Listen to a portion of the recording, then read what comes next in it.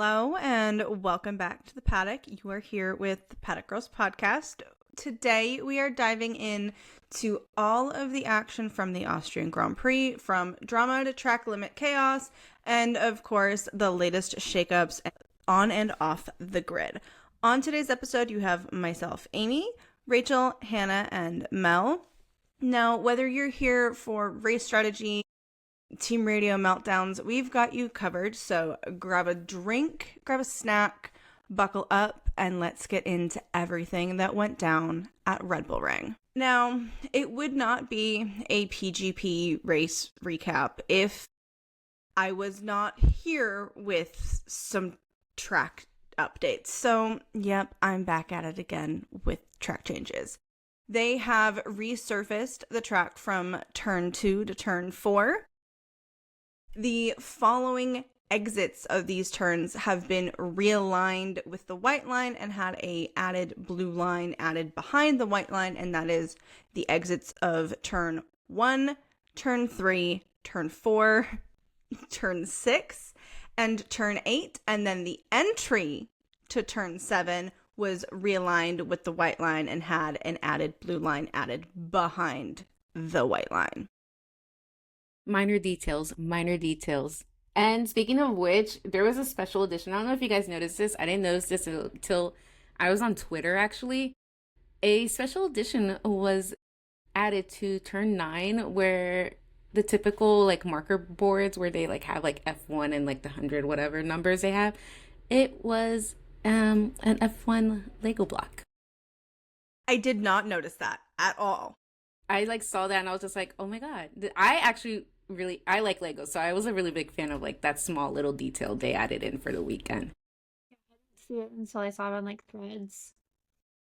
Yeah, I saw it on Instagram and I thought it was cute. I like that they've started adding like little details like that to tracks just to like make it a little different. I feel like this is the first season we've really seen them do stuff like that where it's like, ooh, here's just like a fun little thing that like we decided we wanted to do.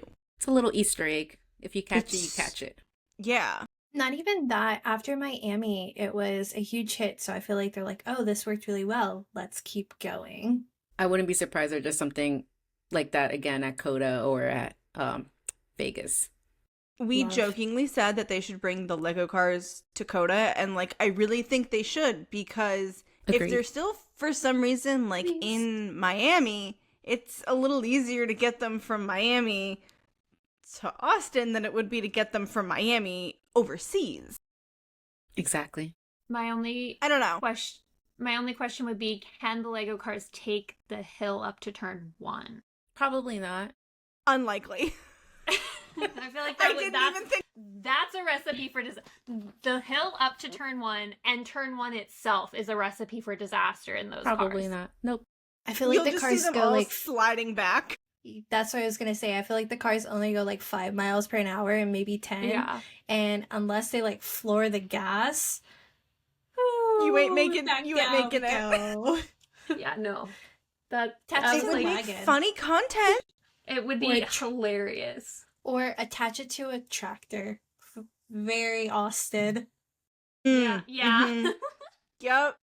Now, speaking of catching things, I don't know if anybody else caught the fact that Austria got hail on Media Day.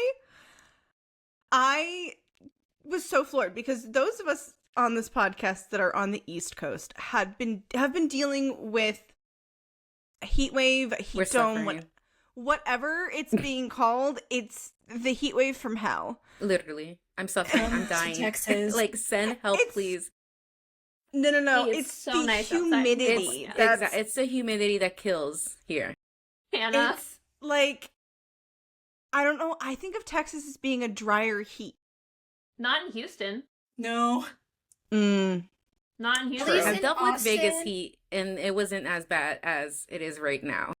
That's what I was going to say. At least in Austin and especially like COTA, you've got like the dry heat with the sand versus here you in like Houston specifically, you got a very humid, very wet. Yeah, because you guys are closer to the coastline too. Yeah. They're closer I didn't even think about that. Fun. Because it's been like 80+% humidity here the last The heat week. index has been like 109 down here in like the DC area. I would love for y'all to it's spend been a mess.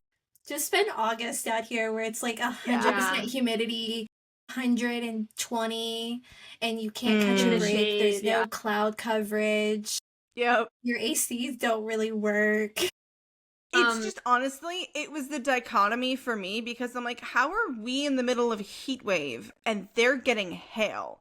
Though I will say the TikToks were fire. I No. wheezed. The TikTok that Mercedes posted of Bottas standing out in the hail giving us a weather report was so funny. He said it was like raining, and he said it was a little wet and also raining golf balls. And I was like, yeah, but like, they made the poor man stand out in the hail. He's just At least no the umbrella, Williams admin, at least the Williams admin, like, came and, like, gave you a clip of it falling and then was like, nah, I'm gonna stay under the cover. Bottas is just out there, no umbrella. I don't think he was wearing a hat either. You know, it's probably He's his just choice to standing be out like that there. too. Probably. Like, just Probably. knowing him. I'm coated. Exactly. Yes. Exactly. Well, everybody's just sticking their heads out. He's like, oh, sounds like a good day just to hang outside. Probably time for a stroll. Might as well go for a bike right now. Knowing him, he would. Yeah. Yeah. He would. Very on brand. Especially with, did you guys see his video with the Cadillac saying that this is Yes. a nice seat? Yep. The F1 rumor mill is Crazy. a wild place. Cadillac is going to Because I've- drag that out for sure. Well, because there's also been things that have said that, like, Cadillac has been reaching out to Danny Rick. And Danny like, says that he's Rick's done. not getting, well, that he's, like, not interested, or, like, that I've heard that either he's not interested or he's just not responding. Those are the two rumors I have heard, and I'm just like, I've heard he's Can not we not? interested. That he's Yeah. just Yeah. like done and retired. Yeah, that's which why I I saw that he's totally done. Yeah. understand. Yeah. If I was put through the emotional turmoil from the last Red few Bull? years, I would be like, I'd hey, be done. I'm Red good. Bull and McLaren. Oof. And No. it's- No. At least McLaren treated him with a little bit more respect. That is very true. They Yeah. let him finish out the season. Small. Small, but Small. It makes, for the years that I did not like Zach because of that, I'm actually like, Yes, Hannah. I actually think Yeah. back at that. I'm like, oh, this was very minute to the pain that the other team causes him and other drivers on a daily basis. Mm-hmm.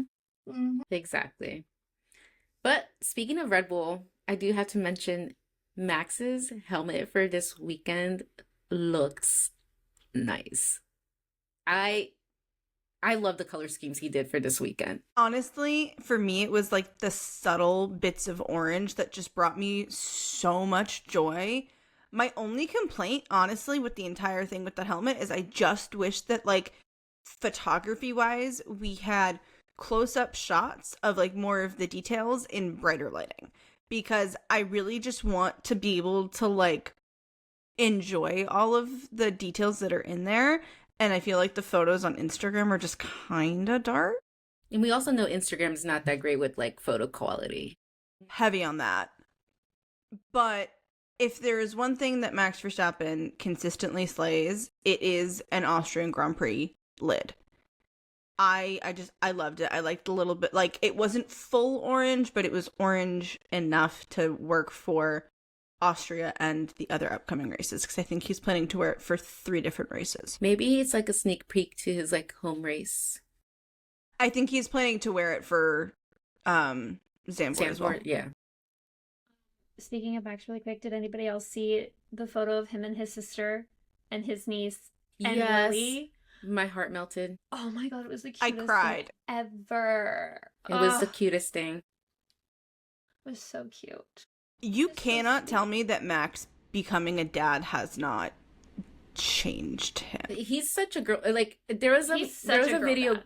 100%. He's so meant to be a girl dad. There's a video going around on like all socials where it's like this little girl like in the paddock, like she had like Oh, a I little saw autograph this. book. Yes. Yes, and she got one from Lando, and she gave Lando like a big thing of like kinder care or kinder whatever they're called. He even sat down to sign it. Yes, Yeah. and that was cute. But I like what Max did. Is, like I guess like the girl, she was just like behind like the line and everything. He was just like, no, come here. And like, he like signed it for her. And she just looked so happy. And I was just like, you know, you're a girl dad when you see stuff like this. He's And such so a good dad. I've been enjoying this change in him a lot I feel like Max only signs like for kids. children, yeah, for kids. I don't Yeah. think I've ever seen him. I may be mistaken, so don't hold me to this. I don't think I've ever seen him sign like an adult's stuff unless he's told to. Makes more sense. I do feel like before we even get into any of the race weekend coverage, we do have to talk about the news that came out coming into this weekend about Franco Colapinto, who had previously been on a 5-race contract with Alpine. That contract has now been, quote unquote, extended. If you want to call it extended, I wouldn't choose that phrase or that word, but that's just me. By a race-by-race basis. This, to me, it's peak Flavio. It's so peak Flavio Briatore. I have nothing else to say. At this point, honestly, it's like psychological abuse to these poor drivers. Because he just needs to go away. I can go into a whole tangent about that. He just needs to go away, like super far away into the galaxy. Please. I mean, I feel like, I honestly just in general feel like the FIA needs to step in and do something about it, because the amount of times that we've seen drivers get dropped mid-season, It's just so unfair. it's not fair, and it's insane that it's just, I feel like don't- especially when you're looking at rookies, it's like, okay, you're giving them like what, 5 races? Make it make sense. Make it I make just don't sense. feel like That's it's so much fair. pressure. Yeah. It's not And it's fair to unrealistic. Jack. Yeah, it's unrealistic. It's not fair to Jack. Exactly. And then second off, I have to say this, and maybe don't come at me, every Franco fan. I get it. It's adorable. You love him. 100% get it. But is he really that much better? No. Or I is love he just Franco. No. ruthless? But he's not. No. Well, and I I was didn't even say that. Mm-mm. Not right now. Not right now. We'll Here's talk the about his thing, like no. mistake like Alpine. later on. And Yeah. no, 100%. But here's the other thing is, like, how would we even know how much better he is than Jack? We got Jack for what, 7 races? If How that. are we supposed to know his actual ability? Because remember, Jack did DNF a few that weren't his control, Like, though. exactly. They had Yeah. car issues. Exactly. At Yeah, least we what never, they said. we And never it's just really know. like, how would we know how good Jack is if he only got 7 races and it was his first time, like, driving In an F1 car. and well, he's done testing, but like his first like real season, like I think they're trying to make it be like, oh well, Max did so well his rookie season. Max is an anomaly. He's an outlier. Okay. He does not count. Okay. Exactly. Here's what we need. Jack and Franco in cars at the same time, racing, or not maybe racing, but doing a practice run, and then we see what their lap times are. And then let them speak, let the time speak for themselves at this point. I know Flavio's never going to do this, but it's the only way to really tell who's doing better, because sim does not correlate to track. I'm sorry. They probably already did that. They probably already When? did that. They probably Side didn't by let side. it get leaked. Like they They- leaked well, it with so- Danny, but they don't think they would have leaked it for Franco and Yeah. Jack. Flavio's too smart for that. Flavius, yeah, Yeah. he's way too Unfortunately. ruthless. I also think that I have it's words a for lot that. harder to tell how someone's going to perform in a race when they're just doing practice runs on their own Yeah. versus Exactly. like in an actual racing environment. I think the only way to see how good they're actually going to be is let them complete a whole goddamn season instead Especially, of like, just 7 with- races. Especially with all that pressure coming off, not only from the media, but from the man himself. Yeah. I truly think the FIA should change the rules that like rookies' contracts have to be honored for the length of the contract. Yes. Because At at least a this year. point, what the hell is the point of a contract in F1 if a team can drop you midway through a season? Yes, I understand that all of their contracts probably have performance clauses and things like that. But for rookies, at least, they should be given their first year. It should be required that they complete the full season. Yeah, some Yes. grace. I also have to say it was really frustrating to see because these rookies, they come in and it's their first time. They're learning, they're adapting, they're trying to figure out the world of F1. And while Jack was grateful he got the exposure of it for years, he got it from a different stance. He wasn't driving every day. No. And Franco did get to drive last year, so that puts him at an advantage that Jack didn't have. But I also have to say we have to be mindful that they're learning, they're figuring it out. They're not 4 or 5 year veterans or 10-year veterans. Let's treat them with some respect and not push them down, but build them up.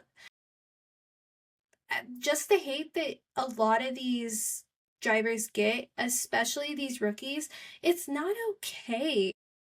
No, It's exactly. really F1 not. fans They're are ruthless. wild. Ruthless. Especially when you consider all the hate that Jack was getting from fans. Yeah, that Exactly. And his family. And his That I was girlfriend. know. It was the fact that it was also specifically coming from Franco fans that just like really kind of like rubbed me the wrong way. And I didn't like the fact that it took Alpine so long to actually like acknowledge the situation. They kind of barely made sat a on it statement. Franco for needed to acknowledge way it. too long. But they like their PR team should have already put one out for him, and they waited way too long for it to come out from Franco and from the team. And That's it not wasn't what I'm even saying. a good statement. Yeah, what I'm saying is Franco needed to go on his social media on a live or just do a story and say, hey, I Yeah. know y'all love me. I adore y'all as well. But please do not bash other drivers and other people and their families. Like, let's treat them with the same respect that I treat you and that you treat me. That's kind of how I look at it. And I know from a PR stance, it's probably not how you should handle things. I No. get it. I do not have a PR background. Never put me in PR. I'd probably be the worst person at it. But I do think at some point you do have to speak for yourself instead of letting your PR team do the It's talk once that for line's you. crossed. Yeah. Yeah. Just like Once apologize the- later. Don't ask for forgiveness. Just- Exactly. My stance is once the family gets pulled into things, that's when like you as a public figure have to say something. Like going after people's families is just like It's a low. It's a low. that's I a line mean- you do not cross. Especially since for years a lot of these drivers have been getting hates for like the relationships that they're in and things like that. And like a lot of Mhm. times it's no big deal. It is a big deal, but it's a little bit more brushed under the rug because I mean they're girlfriends, but it's another thing to go after your mom, your dad, your brothers, Your your siblings. sisters, Yeah. things like that.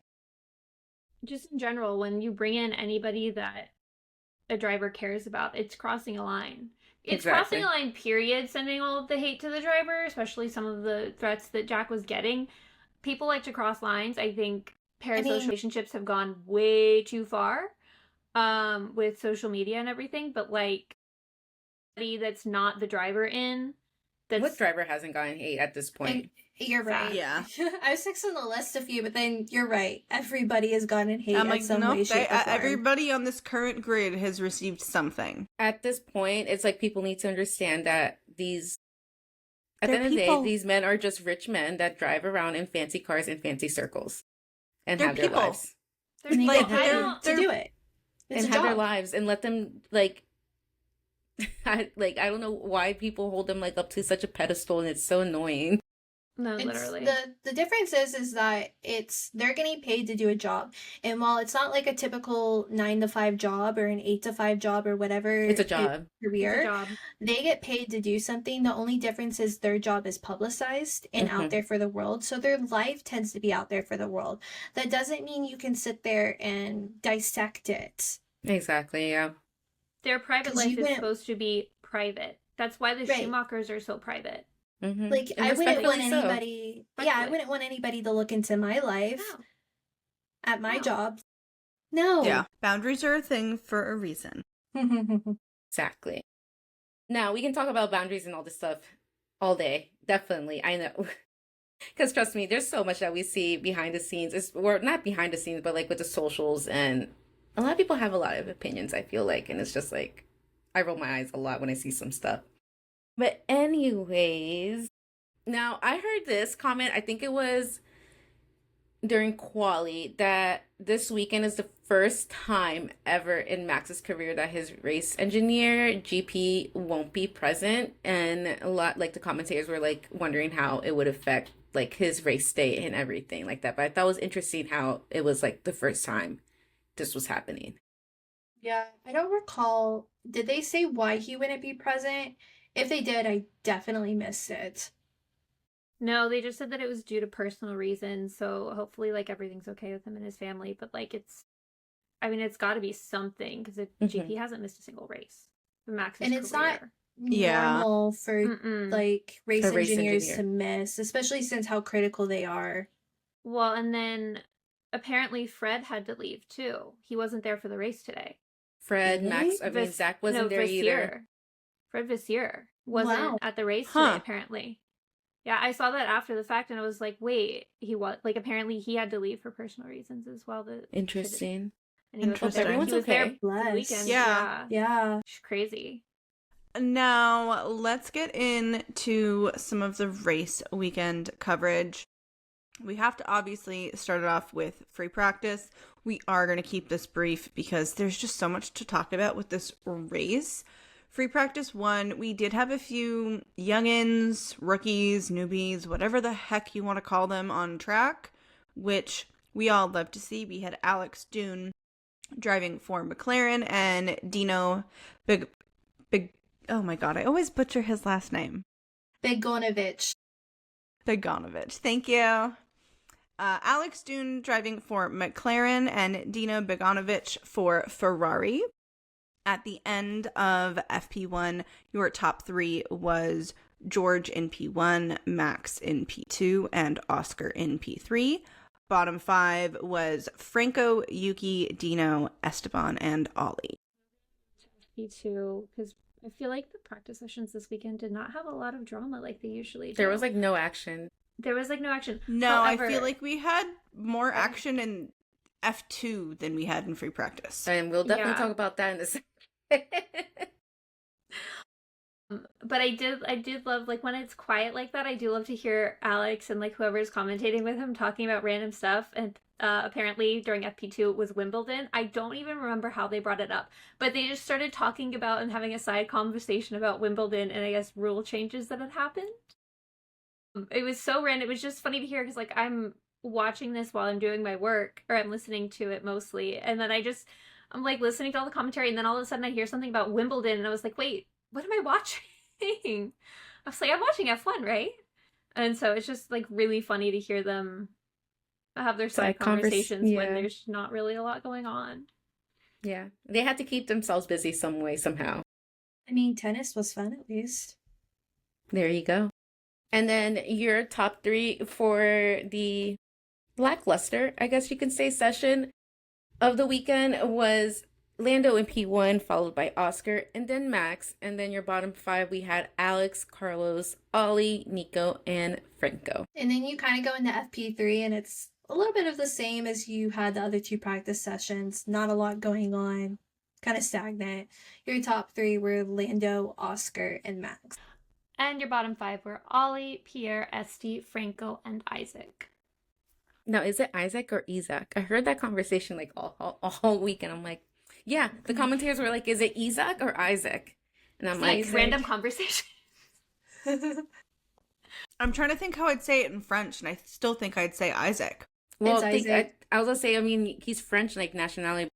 I'm thinking He's like his culture. Algerian. Yeah. Yeah. So I would think Isaac, if anything. It could be. It depends on I don't think I've actually paid close enough attention to how he pronounces his own It's also name, like if I'm Charles. being Charles honest. is like, it's Charles, and like He's Charles. that man also says his name like 16 different ways. Exactly. I swear to God. exactly. So I want to say it is Isaac, because I did briefly get to see him in Miami, and I think he went by Isaac, or whatever they called him. Yeah, I feel like at the end of the day, it's just Yeah, you get to a as point long where, as you like, try. everyone's gonna pronounce it one way. I'm not gonna like bother correcting people. It's just easier. Yeah. As someone with Well, a complicated first name, I totally get that. especially when you totally- throw in different accents and stuff, like, I do get Mhm. it. Yeah. Yeah. But Isaac is not that difficult compared to Isaac. But No. that's just me. But going into Q1, the funniest thing that I heard probably all weekend was, quote, "The hills are alive with absolutely nothing." If you know The Sound of Music. That's one of my favorite like musicals, like side note. So like when I heard that, I was just like geeking out. But the session was actually delayed due to an incident during the F2 sprint where I think it was like in the first turn, two cars touched and one car literally flipped on top Four of times? the other. I think it was And- 3 or 4 times. I have no idea. I Don't just quote know me. at one point one car was on top of another. Essentially, Mhm. helmets were touching, and all I gotta say is thank God for the halo. Heavy on that. Heavy. Thank God, because Damn. that was insane. Because I didn't know what happened, and I went on Twitter like right after, and I just saw the video, and I was like, "Holy shit!" The video should be on the F2 Instagram page if anybody wants to see what we're talking about. It was definitely a very interesting incident to watch. I've watched that clip like a million times and I still don't fully understand how. I wish they explained some of these incidents in a little bit more depth from a technicality standpoint. Maybe not on live, but maybe do like a technical episode where they explain kind of how these situations happen, because it would be interesting to watch or listen or learn. Yeah, for sure. I think it'd be interesting to see because like everything happens so fast, and all of a I'd sudden love you're like, somebody to whoa. Yeah, I'd want somebody to like slow it down and like I'm like how they do in football where it's like they will Yes. draw out like the route that someone's taking. Like I want to see like, okay, break down how this crash happened. Like I know that sounds wild, but like my brain is like I want to understand the mechanics of like The how did physics this behind car it and everything. Yes. Yeah. I'm like how did this car Engineering. go from upright regular to like touching another car to all of a sudden you've flipped 3 times and like still landing like on the halo of your car. Like I just my brain Aerodynamics, can't. man. Yeah, The I'm like, G-forces, all that, yeah. yeah, I'm like I really want somebody to break down, but I feel like we can't have a race weekend in Austria without somebody finding a way to add in a Sound of Music reference. If you don't, are you really racing in Austria? No, seriously. I still vividly remember Will Buxton going, "The hills are alive with the sound of F1 engines," and it is the best thing he's ever said. But it's like you kind of have to. The jokes write themselves. I literally always sing it in my head whenever I see the hills, like when they like pan out of the track. So it makes sense. I think the thing that had me shouting at my TV the most during Q1 was seeing Gabriel Bortoleto putting in so much work and rocking out in P5 with 5 minutes left in the session, while Nico Hulkenberg was just like casually chilling in 14th. Like, okay, kid, I see you. That like just range was so crazy. Like Something just sparked in him. Something Their that sparked with the upgrades. team. Their upgrades have been amazing. Is that Audi money coming in, you think? Oh, Hell yeah. definitely. And I finally think that they have listened to some of the changes and the dynamics that need to be done Mm-hmm. and are making the right decisions. Yeah. That's very true. I was rewatching FP2 and Alex and Jordan were talking about how like I think it's Jonathan Wheatley's the team principal Mhm. for Sauber now, isn't he? Yep. They're like he came in and he whipped him into shape because their stops, or maybe it was during the race this morning, because their stops used to be so slow, and then now they're They're not. picking it up. They're killing Speedy. it. Well, not only that, I do think that they've probably gotten rid of some people who like made some decisions in the past that no longer make some decisions. Ferrari And I needs to think- do the same. That has helped them a lot.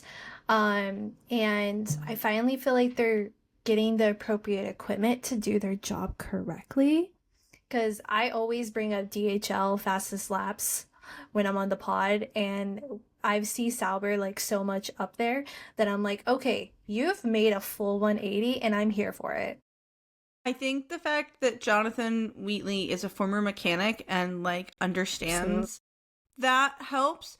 I also think the fact that he comes from really mainly a Red Bull back, like they are so on it with how they train for their pit stops. Like I bet he kind of took what he learned while being in the Red Bull world and went, how do I apply this to other teams? And it's working. So like kudos to him. Keep it up. It's working. That's all we really gotta say. By the end of Q1, the top 3 was a little wild. We had Lando in P1, Oscar in P2, and Liam. Yes, Liam Lawson in P3. That threw me for the biggest loop. P3 in a V-carb ahead of Max Verstappen. What is going on in the House of Red Bull, in the Red Bull world? Somebody make it make sense, please. Because I don't get it. I love it, but I don't understand. If only it was Isaac. Questions. I mean, this is probably not why, but like, if you look at the comparison, Horner is very much like a almost every man for himself kind of boss, and has a little bit of it, not a little bit of an ego, has an ego, whereas Laurent is like very much a team, like he's all about teamwork and like good camaraderie and team morale. And it makes sense. And like I don't think you see that at Red Bull, and I think it shows in their work. Mm-hmm. At least in the work environment it does. Agreed. And it's just, I think Liam being ahead of Max in this session was some subtle foreshadowing, if you will. Yeah, I know Max and Yuki both complained about grip issues. And they've been complaining a lot about like little minor things with their car. They've been complaining about the car all season. Mm-hmm. But Red Bull just needs to be ripped apart and made brand new. Mm-hmm. Burn whatever you have to do at this point. Same with Ferrari. I'm not even just gonna lie that it needs to be both teams. Over. Maybe I'll break whatever curse or hexes are on the both of them. Please, for the love of God, Ferrari. I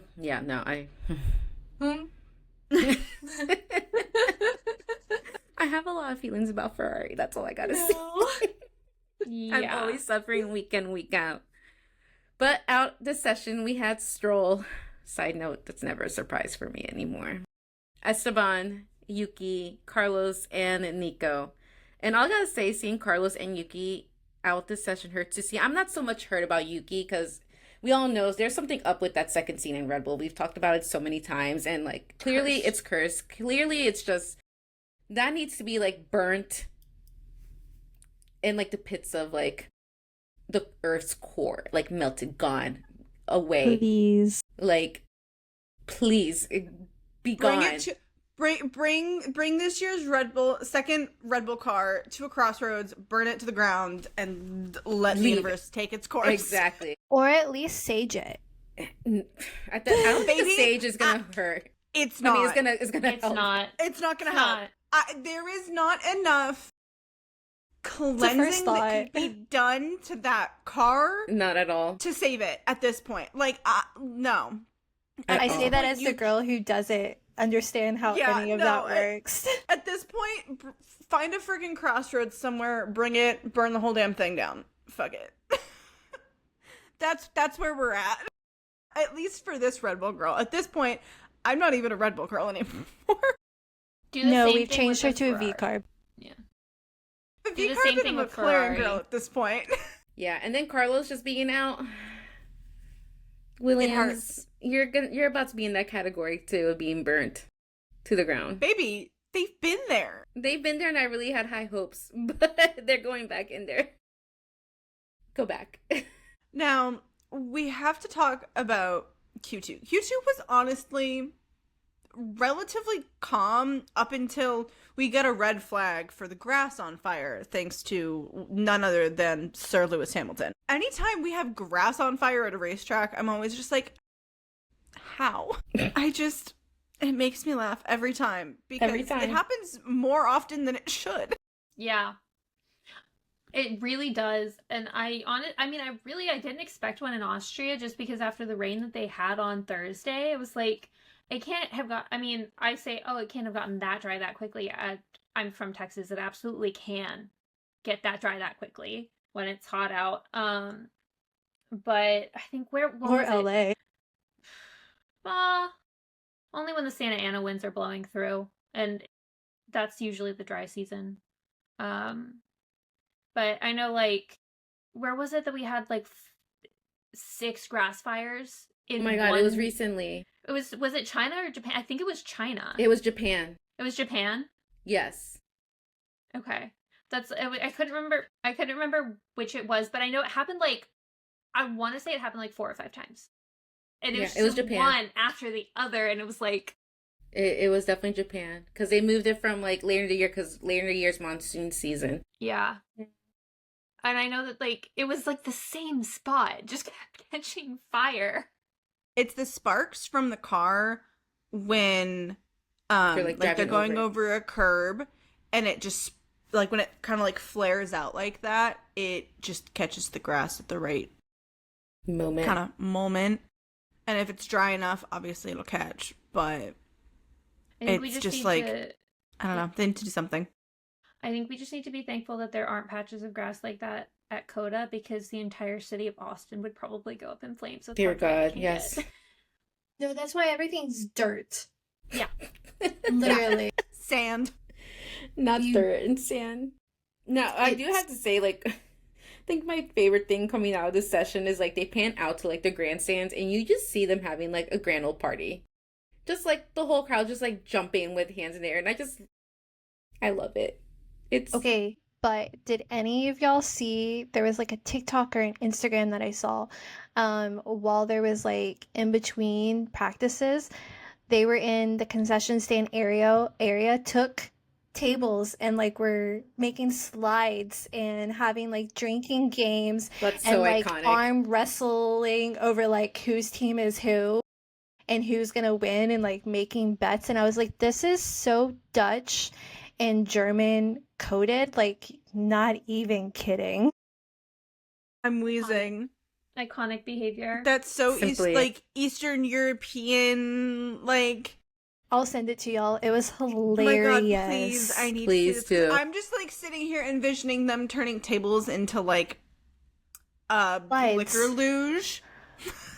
Yeah, I think of frat party vibes. I'm just gonna say, all I can think of is like frat bros jumping off of the roof and onto a table. Yeah. Oh god, you yapped way too much. Sorry. Now, your top 3 at the end of Q2 was Lando in P1, Oscar in P2, and Charles in P3. Out, we lost Fernando Alonso, Alex Albon, Isaac Hadjar, Franco Colapinto, and Ollie Beerman. And this is actually the first time that Isaac is out and not making it into Q3 all season. That one honestly hurt, but... It did. Again, I still have to talk about Gabriel Bortoleto, who pulled out an absolute friggin' banger of a lap. I was so impressed with him this weekend. Now, going into Q3, we had some little drama, if you want to call it that. George was actually noted for an unsafe release, and when you heard his radio, you can tell he was really pissed because he was not his usual posh self, and it kind of is always funny because, like, hearing him pissed is just sounds so wrong. And then Pierre had a small moment, aka a spin, and the yellow flag was out. That ultimately just affected Max and Oscar's time, because Oscar possibly could have been higher up where he finished, and Max as well too. Oscar had a better chance at pole and all that stuff, so it was just like, oh my god.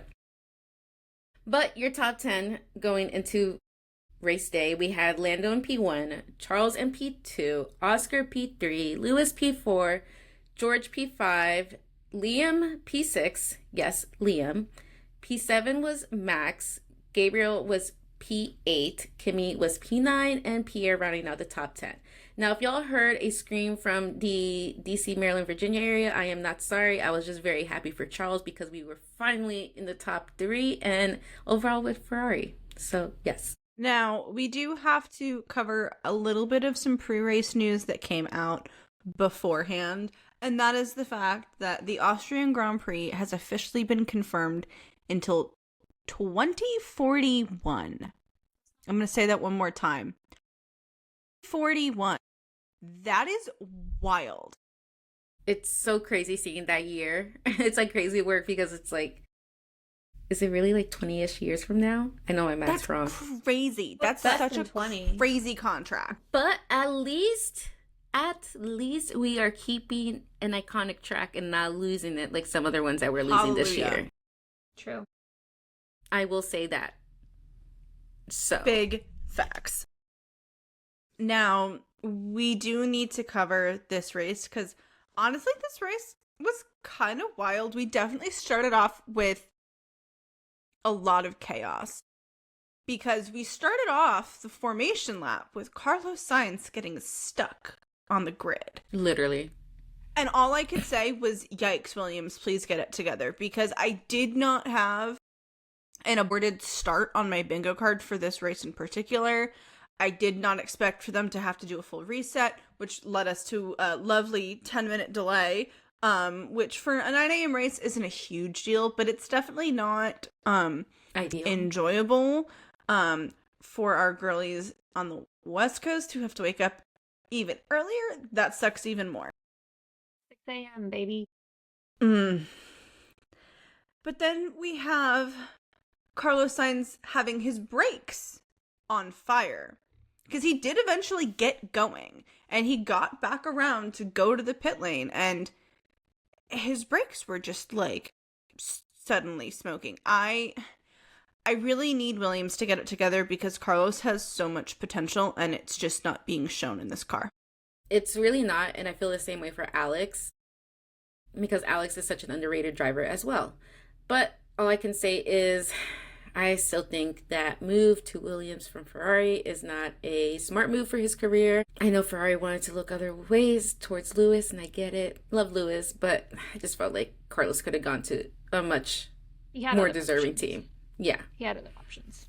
And we've all talked about it too, so. Yeah, we all have very strong thoughts on this. I just hate that Carlos, I think, gave us our first did not start of the season, which just is not fun to see. I mean, I also wonder if this, combined with Alex's issues in Canada, which were kind of a repeat of his issues in Spain, is a sign of Williams on a downward slope. They were doing so well. Last year, they weren't doing too hot, and then they started out this year super, super strong, and then now it's like whatever adjustments or changes they've been making aren't working. And it's a shame because they were doing really well, which is hard for me to say because I still hate James Fowles. We all do. And I will forever Heavy on hate that, him. girl. Yeah, But no. I love Alex and I love Carlos and I like the Williams team. And I really want them to keep doing well. But this is just kind of like too many issues too close It's together. concerning. When does it end? Yes. Now, because of Carlos's issues, we have to redo the formation lap, which is always just kind of interesting. It was nothing wild. It's a formation lap. Thankfully, there were no issues. For a short time. Sorry. You and I had the same thoughts. It's okay. Same brain cell, It's okay. But I do want to note before we get into the chaos of what happened in the first corner of the first lap of this race, what a great start from the McLarens. Lando had a great start. Oscar just freaking bolted, which I was upset as a Charles fan, but I also like Oscar. So it was like, I was kind of okay with it. But like, that's speed in those cars. It's insane. But a yellow flag came out very, very quickly because Kimi locked up. And it was just the wrong place, wrong time because he collided with Max. And I literally have, Max is pissed. But seeing them afterwards when they got out of the car, it was just like, oh, it was you, Kimmy. It's okay because damn well if it was George, we would have seen some scrapping, that's for sure. It was so not good. I was like, if I was not fully awake before that incident, I sure as hell was wide awake after. I do think the fact that it was Kimi helped Max keep his cool. I mean, even in some of his post-race interviews, he was like, he didn't do it on purpose. I don't think he did, yeah. And like, it was a lockup. There was literally nothing Kimi could have done. But I truly think that this may have been the calmest post-crash Max Verstappen that we have ever seen. Ever. Yeah. My first note was, I'm so glad I woke up at 6 a.m. for this. I also love how Max went very mother hen when he realized it was Kimi, not George. Because, like Mel said, there would have been some scrapping. Max would have earned that race ban if it was George. He would have taken that risk for sure. He would have taken that risk for that race ban for sure. But it was Kimi. He was like, oh, okay, it's okay. Like, very just, you didn't mean to. I understand that. Like, so calm, so cool, so collected, which is so not what we've seen from him in the past.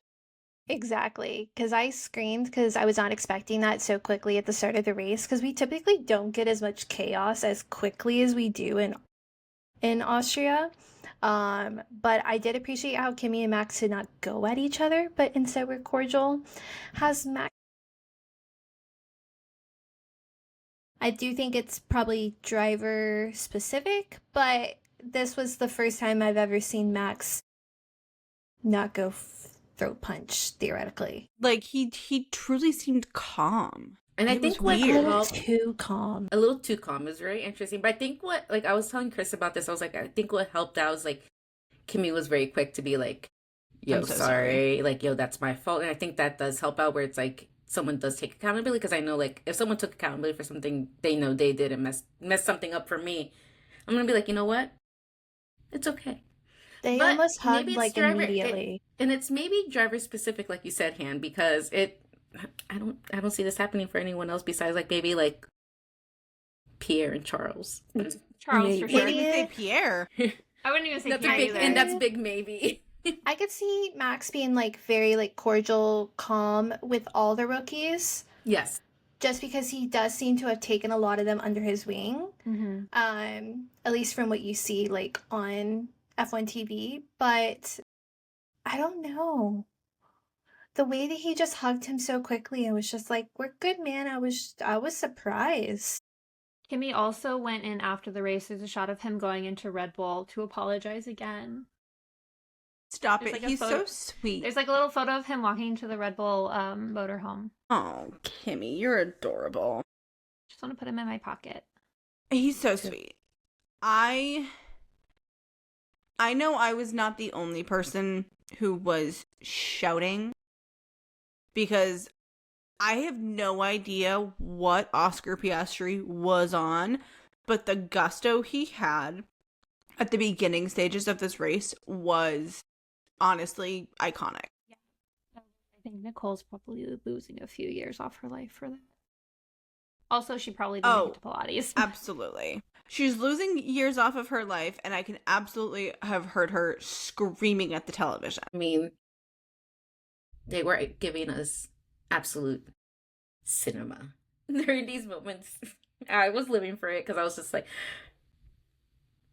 I'm going to be very biased because I'm a Ferrari fan. I was just like, can the two of them just take each other out so I can get a Ferrari podium?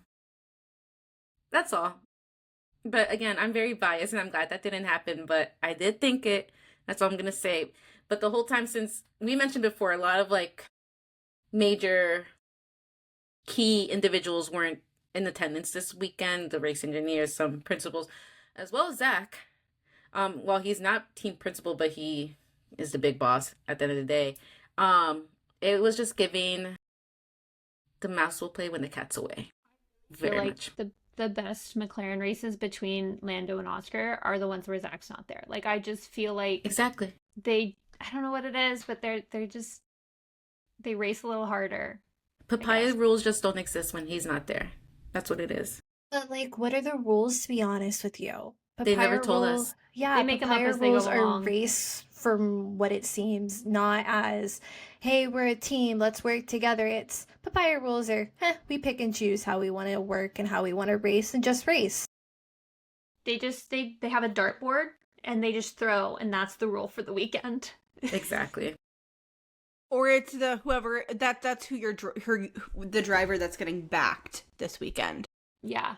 It doesn't make sense though, Little because spinning why wheel. do you It back doesn't. one driver and not back the other? But then if you want to back one driver who's doing better, but then the other driver is actually doing better, and what? Make it make sense. None of it makes sense. Never. I None love at all. Sassy Charles making an appearance on the radio. Yes. Just like, It was he really said, She has to agree with the Sassy Charles comment. That's all. I mean, Charles really said, like, what do you think I'm doing? And it's very valid. Very. my next note is literally just no Alex in all caps, because all of a sudden I just see him being wheeled into the garage and I'm like, what? Double like, not retirement, but I guess double retirement for Williams, a DNS and a DNF. Like, what? This really doesn't bode well. So It does someone must not. have cursed them. I don't know who it was, but There's a lot of curses going around in the paddock that we need to figure out very and quick. it doesn't make sense because Williams doesn't explain what the issues are versus some of the other teams do go into detail and say like, hey, we had an issue with the gearbox, or hey this, hey that. Williams just leaves you on a cliffhanger. My note below Rachel's literally says, "Oh God, Williams, what the fuck?" We were all like, what is Because going on? literally, like, I was like, "What? Seriously? Again? Enough?" Like, it's like, yes, I know you have two cars, but like, both of them, I was they like, constantly make me shake my head. I was falling asleep and then I saw Alex getting pushed back into the garage and I was like wide awake again. You're like the TikTok the little. Oh my god. And then the drama continued for House Red Bull because Yuki was noted for a collision with Stroll. They were just having a terrible day. And again, I have to feel for Yuki, but at this point it's just like, it's a damn car. You can't convince me otherwise.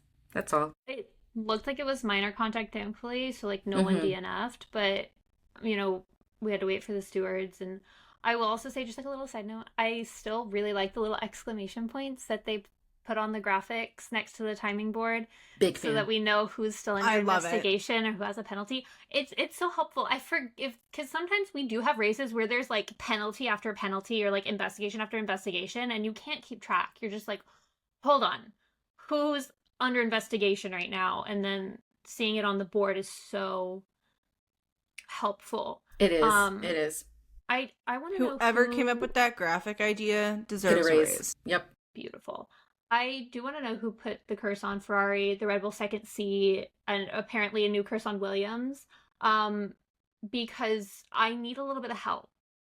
Got a couple people I need to handle. Yeah, So, Rachel and I want to clearly- chat, please. Clearly, Join. they're doing some good work. We read it done. Well, McLaren has some very notable like fast pit stops. I think they have like the world record from like a few years ago for like a fast one. Qatar 2023. Yes, I remember it was like 1.9. 1.8. It was. Thank you, Rachel. It was just 1.80. stupid fast. It's crazy compared to like other racing sports. No comment. Just kidding.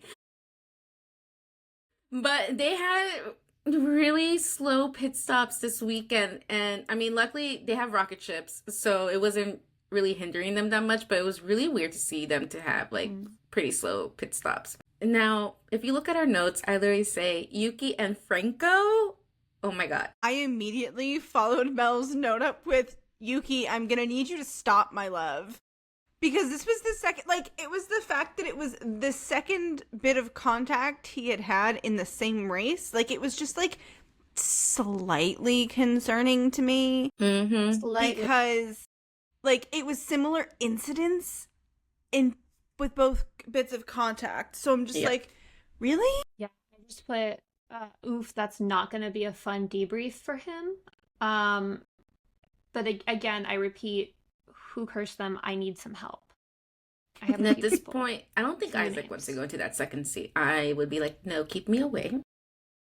He's still too young. Please don't do that to this man. Regardless, please don't.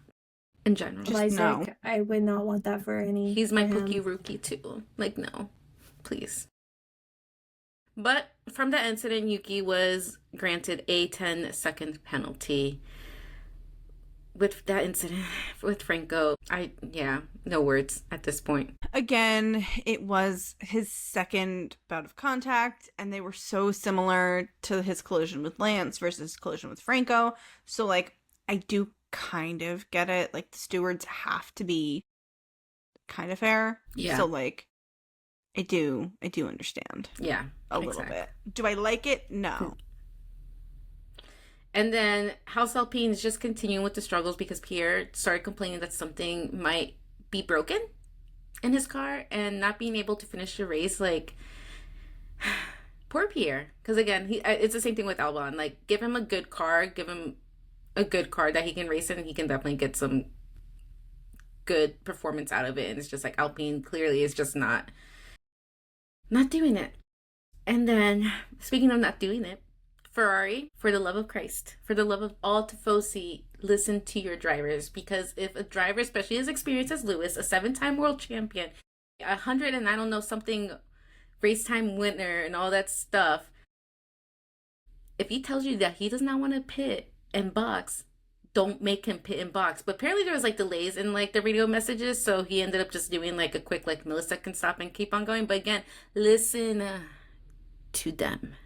Please. Mel, you and I talked about this last race, how we were both like, why isn't Ferrari listening to the drivers? Because they did this to Charles last race, where they're like, no, we're going to do plan C. And he's like, I wanted plan A. And at this point, they're just giving me gray hairs. And I'm not even, like, Ferrari's not even my number one team. But even then, like, I want to pull my hair out for these drivers. Mm-hmm. That's me every weekend. If I'm balding, you guys know why. My life after every race, I swear. I don't get it. I feel like Fred needs to replace, it's Ricky, right? That's Yes. Yup. like Please. he had issues with Alonso. He had issues with Carl. Like, none of those relationships were great, and clearly this one's not great. They did the And same thing for Charles last year, so like, why not? Like, yeah, they switched out Zabi. So why is Ricky still there? It's clearly a consistent issue. I also kind of wonder if it was like a little bit worse this weekend because Fred wasn't there. But at the same time, like, They don't care. why is he still there? Why is he still in that position at least? Exactly. What I don't get is why you wouldn't at least try swapping race engineers to see if that changes it, even for a few races. Mm-hmm. I just remember Carlos going, Ricky? And then Are you no there? one's there. Yeah. Hello. Yeah. Yeah. Poor guy. Or I like know. getting there's so many radio messages from Carlos Sainz where he's just like asking Ricky questions and being like, this doesn't make sense. Yeah. Exactly. Like, at least like Charles does get sassy, but at least he like gets some communication. Yeah, At least They don't even give Lewis the same respect. No. And No, again, I mean- it's like a 7-time world champion and all that stuff. Like, Brian Ponte and las pilas. Charles have a decent rapport going. Like, they have a It's- good back and forth. Like, add that to the words of wisdom. Like, they have jokes. exactly. And like, you see it with Max and GP too. Like, Mhm. they have their issues, but they have a good rapport going. Mm-hmm. Ricky has not had that with any of his drivers. Any of them. No. There's Nope. one common I blame denominator Ferrari. there, and it's not the driver. Bingo. That part. Now, Franco is in the midst of drama. Because Always. at one moment, he suddenly thought he was like racing Oscar. And all I have to say is, my boy, you are not racing Oscar. Do I have to say it in Spanish so you can understand? Like, come on, my boy. Come on. Understand how Franco's race engineer didn't say anything to him. Because, like, even if Franco didn't see Oscar in his mirrors, your race engineer should still tell you, like, who's around you. Mhm. They have that data. It's not like they don't know. Exactly. All the cars have trackers, so I just don't understand. Riddle me that, because fairly enough, he did get a 5-second penalty for that impeding him, which again, rightfully so. But again, at the same time, like the engineer, The engineers need to go to a communication seminar. yes, Well, they do. not only Yes. that, the lack of communication from his race engineer. Second was he not paying attention to the flags that were being waved on the track that says like That's true. passing driver? I think it's like a blue flag is Yes, what gets waved. blue. And was it just me, or have we just seen Franco be a bit more reckless in his driving, especially like this race specifically? I don't know if it's because his 5-race stint was like coming to an end, but what are you trying to prove, my man? A lot, which is valid. Valid, but to a degree. I'm sorry, you're not an Oscar, you're not a Lando, you're not a Lewis, you're not a Charles, you're not one of the top 5 or 10 drivers in my head. I'm sorry, but they all need to go to like this course, the same as like the race engineers, and just go through like the do's and don'ts of how you're supposed to race and get on the same page, because we see this more often than not, and you're like, this is not how it's supposed to be. Valid, very. Now, Gabrielle, my sweet Gabby, I loved you overtaking your own manager Fernando for a hot second. Iconic. He I did it love on the battle of purpose. the rookies. That's all I gotta say. But on that note, like even then, like he was just having such a great weekend because he was finally in the points, and I was just very, very happy for him. Like it's well deserved. I like seeing the rookies finally get like their first points and everything. I think he was like one of the only few that hasn't yet, if not the last one. So Ollie. Okay. Well, we know how Haas is, but I do hope for Ollie that he gets points because he deserves them very much. Well, he's technically already gotten his first points in Yeah. F1. Fact. Not with Haas. Not with Haas, yeah. Or so. this season. Or this Yeah. season. Yeah. Yeah. So Ollie, let's get those points. We're in. rooting for you, bud. Your home weekend's coming up, so True. yes. Now all I gotta say is at the end, finally a decent race weekend from Ferrari. Jinx it. I don't. Knock on on wood. wood. Knock on wood. Because listen,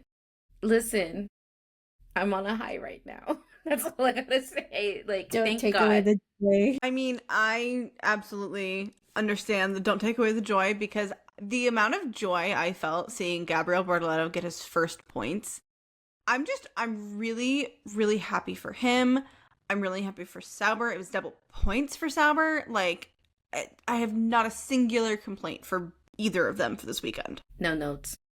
Girl, you're telling me I have stuck through Sauber and Alfa Romeo for years, just hoping that they'll just finally get somewhere. I think last year on this podcast we were be like, they're doing bad, things like that, and I'm over here like, give them hope. That So- Audi money's coming in, so it's helping. It's working wonders. So I am just so happy for them, and I feel like it's something that not only the team needed, but the mechanics needed, just to like get them through, and it's so much better than last year So much better. and the year before. Yeah. That Alonso immediately went to congratulate Gabby after Alonso got out of his own car. Like, just immediately beelined it over and like gave him a little head pat on his helmet. It was so cute. It was so sweet. I can't wait to see the like celebration videos of Sauber, because it's Gabby's first points and they got double points, and those always just like are so adorable because it's not a podium, but it still means so much, and it's really Teams nice to better see. go out. They Better go They out for need like to. dinner or something. Like, y'all have to celebrate this weekend. I'm Some way, sorry. somehow. Yeah. Somehow. And your top three going out of race weekend, we had Lando in P1, Oscar in P2, making it a McLaren 1-2, obviously, and Charles in P3. Your fastest lap went to Oscar Piastri, and driver of the day was none other than everyone's new favorite rookie, Gabriel Bortoleto. Gabby. The smile on his face was amazing and so good to see. And then for anybody who follows like Sauber on social media, once they got back to the garage, Nico coming out in his towel and taking a photo with Gabby is so like Nico coded, and it was just so like raw, like true and in the moment, and it was just amazing to see, and they were both just so happy for each other and building each other up. I'm for it. Here for it. Here for it. And I was very happy to see Charles on the podium because about damn time Ferrari. I mean, I know we've gotten a few. Seeing Lewis finishing in the top 5 in P4 and Gabby points, it was just cinema, drama. It was just a great race day overall. So just like love how the cameramen always like all get in Charles' personal space when he gets a podium. Like they're just like us. He's just like they're right there. I do kind of feel bad for him because they get right up in his personal space. It's not a zoom. They're right there. Mm-hmm. I also love how Lando gently placed his trophy on the podium before popping his champagne. Kid is traumatized. He has learned. He has learned. He probably doesn't want to pay that fine again. I want to say he paid like what, 50 grand for that trophy last time. I think he paid a fine for it, and then he paid for the remake, didn't he? Right. Yeah. He paid some money, so I don't blame him. I mean, they're also very fragile. Maybe they should learn. I think he also just like it happened too often last season where like there were issues with his champagne celly and the trophies that he has just been like, all right, I'm not gonna do it. But I think it's just funny that like he's more cognizant when it's his trophy. Yeah. And not somebody else's. Sorry, Lan, I love you dearly, darling. But like the side eye is a little there still. I get it, but like don't take away the iconic side of that trophy champagne stuff, because that's just what makes Lando different from the rest, especially when he gets first place is when he typically does it. And so I still like the raw, like, please, for the love of God, do not take that away from this man. But because I love DHL fastest pit stops, and we mentioned it kind of earlier, McLaren did have the fastest pit stop today with like, I want to say 2.10 seconds, and Racing Bull was close in second with like 2.18. Now, we do need to cover a little bit of some post-race news. And starting off is the fact that Kimi Antonelli was hit with a 3-place grid penalty for Silverstone because of the collision with Max. Alongside that, he also got 2 penalty points on his license, which seems to kind of be pretty standard operating procedure for the FIA with collisions. Sort of standard operating procedure. There isn't one, which is the frustrating part of it all, but that is a whole friggin' different podcast episode. I will say, speaking of post-race news or bits of information that we received, Oscar Piastri is one sassy man on the radio sometimes, and I really want to start a petition for like an F1 version of Love Island's Unseen Bits, where it's just unaired radio messages that don't make regular broadcast, because the shade that Oscar threw at Alpine was everything I didn't know I needed. That radio message was crazy work because it was just so out of character for the Iceman himself. Literally. Here for it. I love it when the drivers get sassy. I don't know how out of character it is for Oscar. He is an Aries. We are very sassy. He just is so quiet about it. I kind of wonder, part of me wonders is if he accidentally hit the radio button and that was just something, because he said before, like, you can say things without hitting the radio button. And I wonder if he maybe accidentally, like, still had it on or, like, hit it and didn't mean for that to go on. I don't know if I believe that. I don't know. I think it would be, like... That man is very strategic. He's very strategic. He's very methodical. Yeah. He's very much, like, got to plans, does what he needs to do type of thing. So no, I think that was him being a little bit of a, hey, everybody else is being sassy this season, and let me hop in. No one ever shows my sassiness, so like here's me being sassy.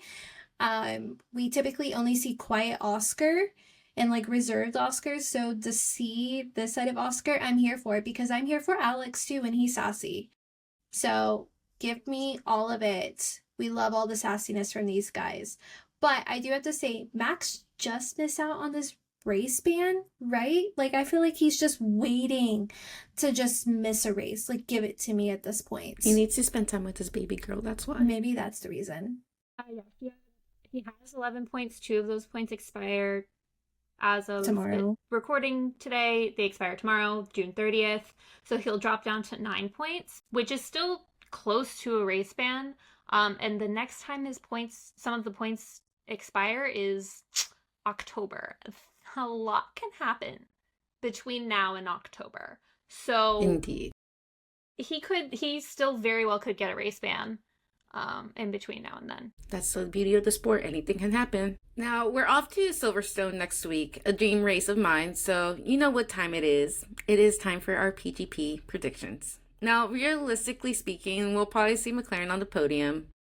Those things are rocket ships now, and they're the new ones. Which I don't really mind if we're being honest. But those Ferrari upgrades are looking promising, knock on wood. So I am hoping to see Lewis up there in the podium. I would prefer to see them a double if I could have my way. But honestly, Lewis deserves to finish for his home race this week. I know Brazil counts as a second home race, but this is his home race, so he deserves it. It's long overdue. We do have to mention that we will actually have a PGP girly trackside for Silverstone. Our favorite little sister, Meg, is going to be there with her fam, and she's going to give us all of the firsthand tea. Keep an eye on our socials because she is planning a little takeover, if you will. My predictions per my pendulum are kind of unsurprising for me, at least in my opinion. P1, I have Oscar Piastri. P2, I have Charles Leclerc. And P3, I have Lando Norris.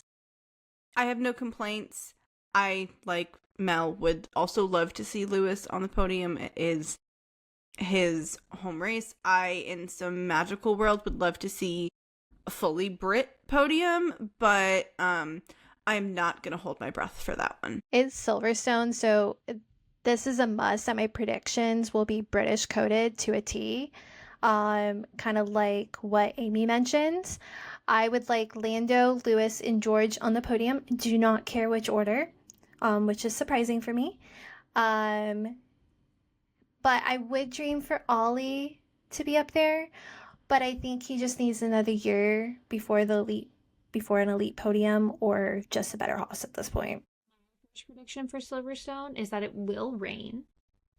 I'm just going to predict the weather. I like that.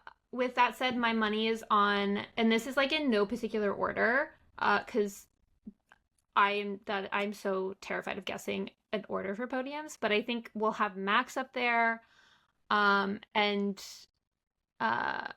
Lewis, because both of them are insane drivers in the rain. Like, we know this. We saw it last year with Lewis when he won, and everyone was like, oh, he's not gonna, like, people didn't really think he would, except for Jeremy Clarkson, who's like, I'm gonna give it to Lewis or Alonso because they're the old guys, they know how to drive in the rain.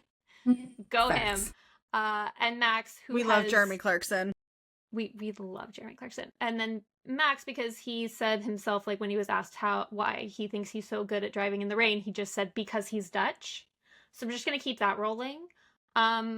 I really hope Ollie at least gets his first points. I don't even care if it's 10th and he just gets 1 point. I feel like it would be so special for him to get his first points at his home race.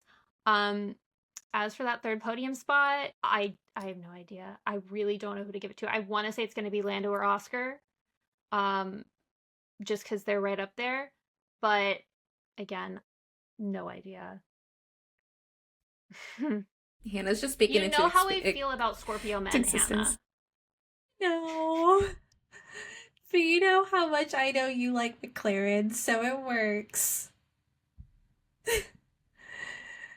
And to close out the episode, we have a driver of the week, if you would call it, and we have to give it to the man, Gabriel Bortoleto. First points for him. It has to be him. He deserved it. Driver of the day. driver of the week for us. We're here for it. And we can't wait to see him keep on getting those points if we're being honest. Period. Because it will happen. And that's the curtain call on the 2025 Austrian Grand Prix. From pit wall tension to late race chaos, the Red Bull Ring delivered a roller coaster in the Styrian Hills.